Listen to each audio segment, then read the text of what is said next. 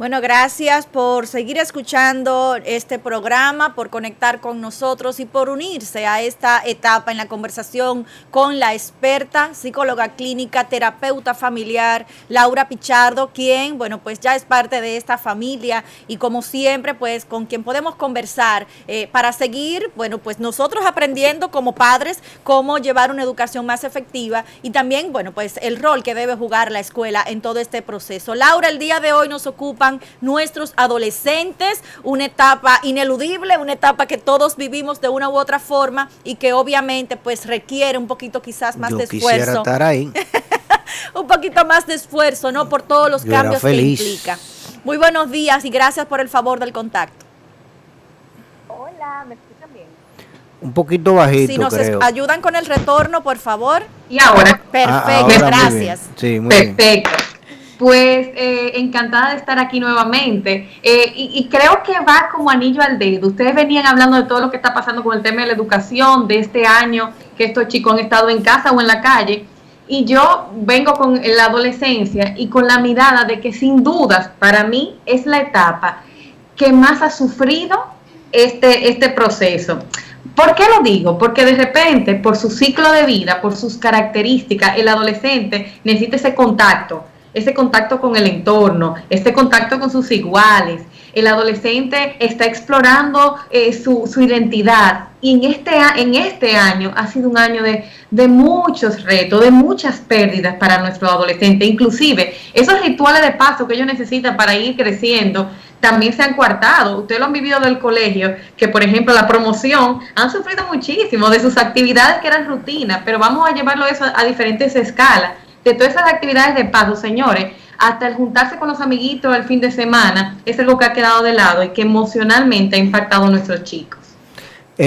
Bueno, mira, ha impactado tanto que la promoción del año pasado, lo dijimos acá a principio de la semana pasada, no mentira, a final de la semana pasada, el viernes estábamos a 12 y se cumplía un año justamente de que el colegio tuvo que cerrar sus puertas y decirle a todos los muchachos que ya no podían venir al colegio. Entendíamos que por unos días resultó que ya esa promoción, por ejemplo, nunca más regresó. Y esos muchachos que ya hoy en día están en la universidad todos, pues nos lo recordaron y nos dijeron, miren, vuelvan a mencionar el día, porque para nosotros ese fue el día del funeral, o sea, el día de que perdimos nuestra promoción de bachillerato. Y la promoción actual, pues ni modo, ha tenido todo el año escolar fuera de las aulas, fuera del entorno de su colegio, fuera de las actividades normales que cualquier promoción y que todos nosotros recordamos cuando estuvimos en bachillerato. Eso es en extremo traumático, ¿no? Claro, y desmotivador, o sea, claro. Me pasa en la clínica, me pasa en el día a día, que cuando recibo padres de adolescentes, el tema común de todos es que están desmotivados, pero me pongo en el lugar de ellos. Comentaba, ojalá volver a mi adolescencia, ¿verdad?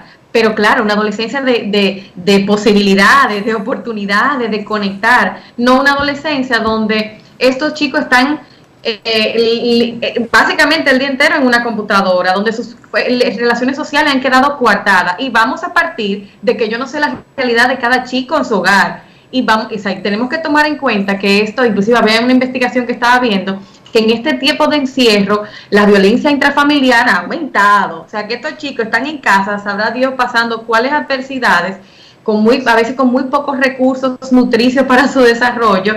Y ha sido muy complejo, y como dice, ha sido un duelo para ellos, ha sido un duelo que sin duda va a dejar una marca y que, conectando con el tema de hoy, impacta su conducta, desde la desmotivación, desde la ansiedad, desde la tristeza que pueden experimentar, hasta los malos comportamientos que muchos padres pues se quejan y de que establecen una rutina y que ya el hijo no quiere seguir la rutina. Ahí justamente es el tema que, digamos, nos ocupa y nos inquieta, ¿no, Laura? Porque si quizás pudiéramos ver la etapa, quizás cortadas en 3 subetapas, quizás el preadolescente que está siendo viviendo esa transición en este momento, el adolescente pleno que está quizás 13, 16 años, y ya ese adolescente más grandecito, más joven, que está en esa etapa de transición hacia las universidades, concluyendo el la secundaria, pues entonces cada uno pues tiene etapas, digamos, características muy particulares, y de igual manera entonces los papás tenemos que ocuparnos de una forma particular. ¿Cuáles entonces serían esas herramientas, digamos que primarias, que como papás deberíamos estar nosotros observando en este momento para, dependiendo de la reacción de mi hijo, tú hablas de emociones positivas, negativas, hablas de rebeldía, ¿qué deberíamos estar haciendo para acompañar de manera efectiva? Vamos a partir de un punto claro. Es que a todos nos ha afectado esto. Y parto de este punto, porque yo creo que sería muy castillos en el aire, comenzar a pensar, bueno, es que a mi chico no le va a impactar. A todos nos ha impactado. Claro. Y lo que yo necesito conectar como padre es cómo él lo ha estado viviendo. A mí no me gusta generalizar, porque de repente hay chicos que este proceso lo han llevado mucho mejor por sus características de personalidad. Hay chicos que ha sido más difícil, que han estado mucho más desmotivados. Lo que cada padre necesita saber es el hijo que tiene en casa y cuáles son sus características y cómo ha ido observando la reacción y las vivencias de su hijo. Y hablo mucho de observar porque sabemos que los adolescentes tienden a cerrarse y tienden a no comunicar todo a papá y mamá. Maravilloso aquellos que tengan adolescentes muy comunicativos y que le digan, papi, yo me siento desmotivado, mami, yo me siento triste, pero no es la realidad de todo. O sea, voy a partir de ahí, no es la realidad de todo el mundo. Entonces mamá y papá necesitan tener ojos, o sea, observar cómo van notando. Veo que mi chico se para, que le interesa salir de la casa, que sus hábitos de higiene, señores, de que se levanta de la cama, se baña, se pasa el día entero sin bañarse, sin asearse, sin cepillarse, sin comer apropiadamente. Y digo apropiadamente porque o no comen, o comen en exceso, con un nivel de ansiedad que se la pasan comiendo todo el tiempo. Necesito observar si está interesado en participar en actividades. Hay padres que desde las medidas de protección ha fomentado encuentros con sus iguales, que vamos, es válido, porque a todo esto, en todo este tiempo han buscado que sus chicos se relacionen con sus compañeros. Pero vemos chicos que están apáticos, que no quieren juntarse, que para nada quieren volver a salir de su burbuja. Chicos que están abusando de los videojuegos, de los aparatos electrónicos, que este es otro tema y un tema complejo. Pues todo esto son miradas alertas que tiene que tener papá y mamá. El tema de la ansiedad, lo noto inquieto, lo noto que le cuesta irse a dormir, lo noto que le cuesta despertarse.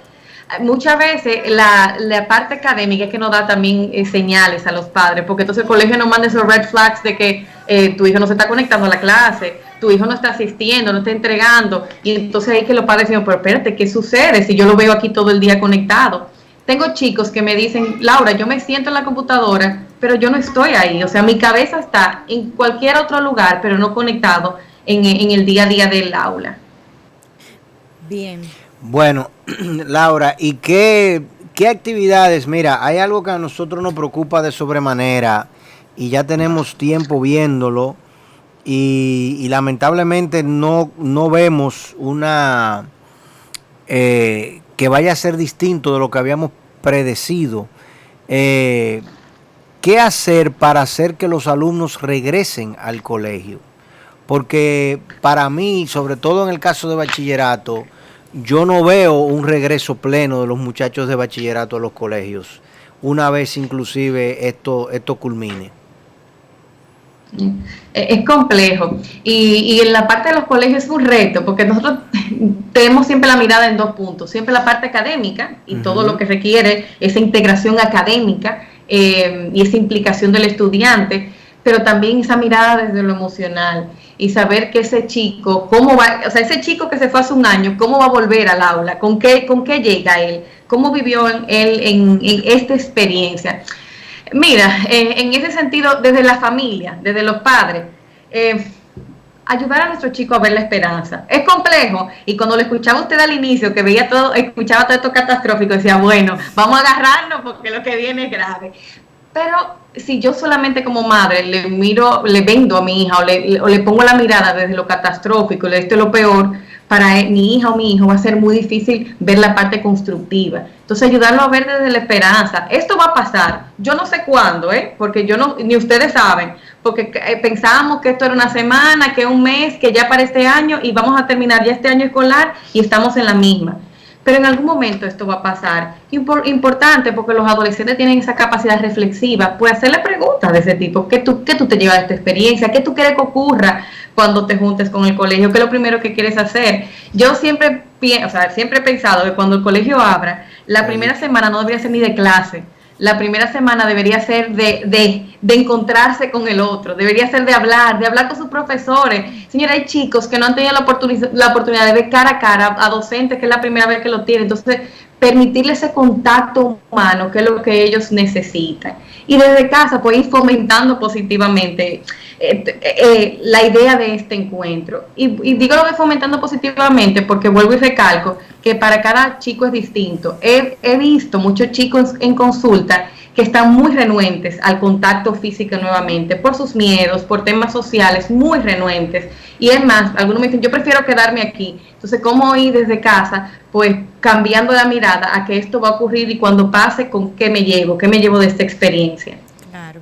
Laura, y como terapeuta, me gustaría conocer tu recomendación puntual con respecto a entonces las actitudes particulares, ¿no? Ya hablamos de cómo manejar e identificar los aspectos emocionales que de alguna manera pues pudieran estar dándose al traste por la coyuntura en la que estamos y demás.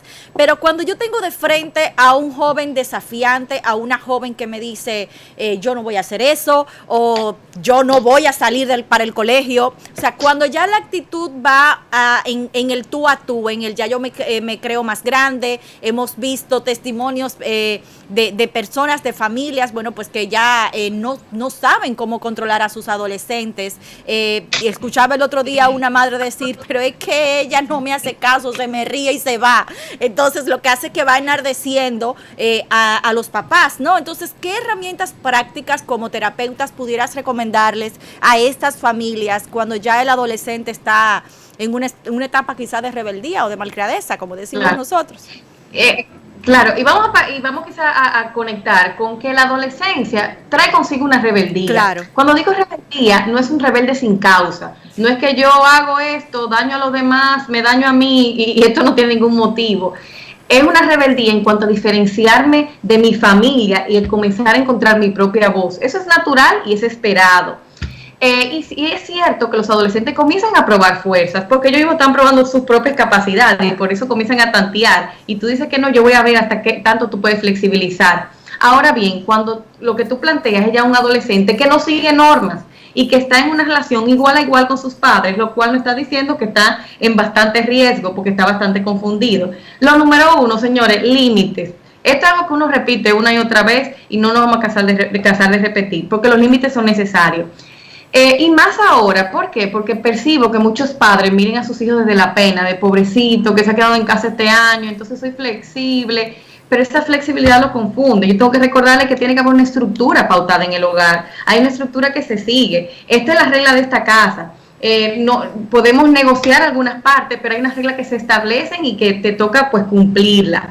Y que esos límites estén bastante claros y que sean consistentes, porque vuelvo y digo, si hoy puse la regla, pero mañana me dio pena, porque imagínate, él no ve a sus amigos y lo dejo que amanezca, pues lógicamente eso exacerba la inconducta. Si quiero ver el mal comportamiento, siempre reviso cómo están los límites en casa y cómo están las consecuencias.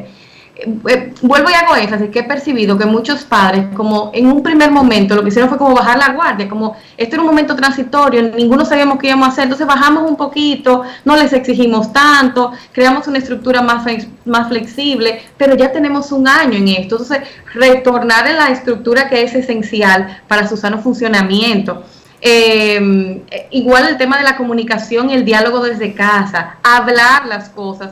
a veces nos molesta una conducta de nuestro hijo, ponemos consecuencias, pero en ningún momento hay un diálogo de ven acá, ¿qué es lo que te sucede? Estoy viendo que cuando yo te hablo, tú me hablas de forma reactiva o me gritas, y aquí en esta casa no se estila hablar gritando, ¿qué es lo que sucede? Y entonces abrir un espacio de comunicación, porque también muchas veces trato de ver que este comportamiento que está evidenciando probablemente tiene una base, tiene un fondo, que puede estar manejando un tema de tristeza, de rabia, que quizás no tiene que ver conmigo como padre, quizás tiene que ver con él mismo, quizás tiene que ver con su situación, pues siempre es explorar qué puede estar ocurriendo.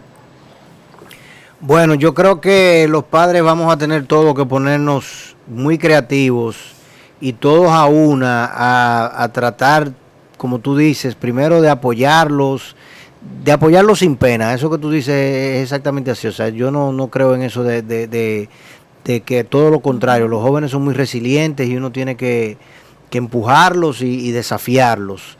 Pero sí tenemos que, de cierta manera, casi que obligarlos a salir de su zona de confort o zona de miedo y de donde ellos se sienten seguros, ¿no? Porque como se le vendió tanto la histeria de que venía el cuco a comernos, bueno, yo en mi casa estoy seguro o segura, yo me siento bien aquí, yo no tengo ningún pánico y para colmo no me siento amenazado cuando tomo mi clase en línea. El bully del aula no tengo que enfrentarlo, no tengo que enfrentar a esa profesora de frente, no tengo que sentarme correctamente, no tengo que vestirme correctamente, no tengo que desafiar en la fila en la cafetería, ni tengo que del colegio, ni en el food court, ni tengo tampoco que enfrentarme a qué, o sea, todo lo que conlleva una vida normal escolar, yo me puedo resguardar.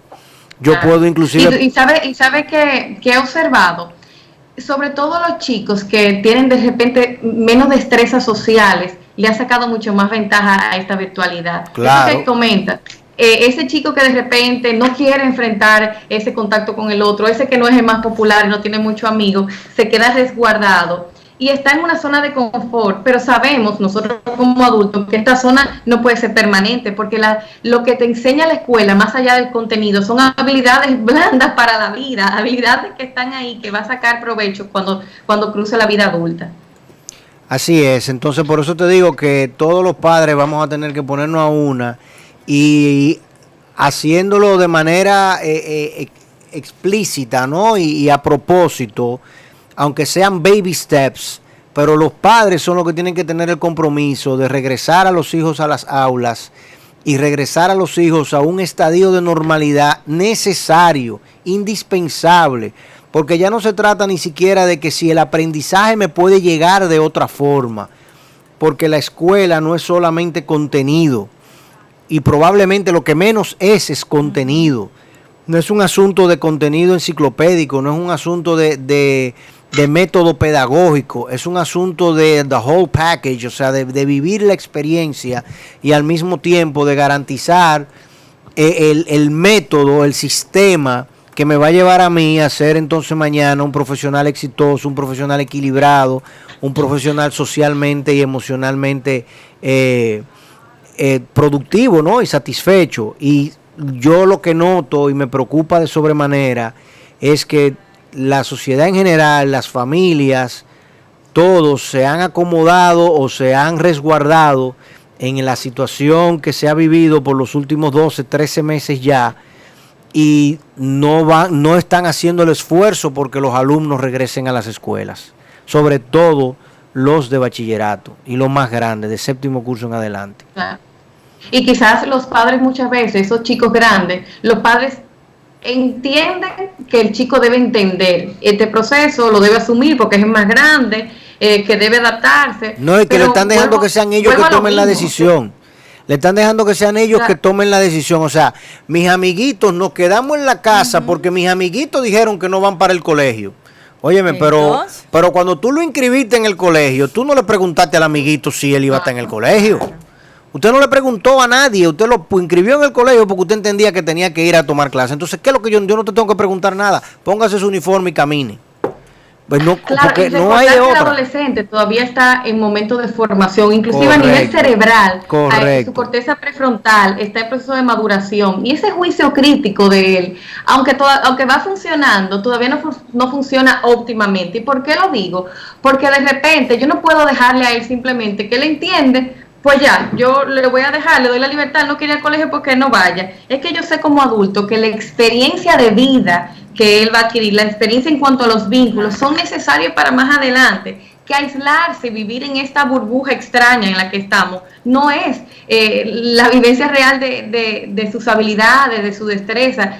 Miren, yo entiendo que los colegios han hecho todo lo posible para desarrollar las competencias que sus chicos necesitan en la edad que tienen. No obstante, vamos a ser realistas, hay competencias que vienen del cara a cara, es que el chico que no habla en el aula, el profesor se da cuenta y se acerca, fulano. Aquí en la virtualidad son retos muchos mayores, o sea, hay parte de nuestros chicos que están quedando dormidas durante todo este tiempo y es necesario, yo estoy totalmente de acuerdo que es necesario ya encontrarse, ya vincularse, y es necesario que nuestros adolescentes vivan su proceso de ritual de paso para que lleguen a una adultez pues mucho más fortalecidos emocionalmente. Y el riesgo que corremos, Laura, cuando queremos fomentar de manera peligrosa y con tanta distancia aquello de la independencia como persona, ¿no? Que deben tener nuestros niños y nuestros adolescentes, es totalmente válido respetarlo, pero tú como terapeuta, no, uno aquí simplemente hace ciertos guiños por la experiencia,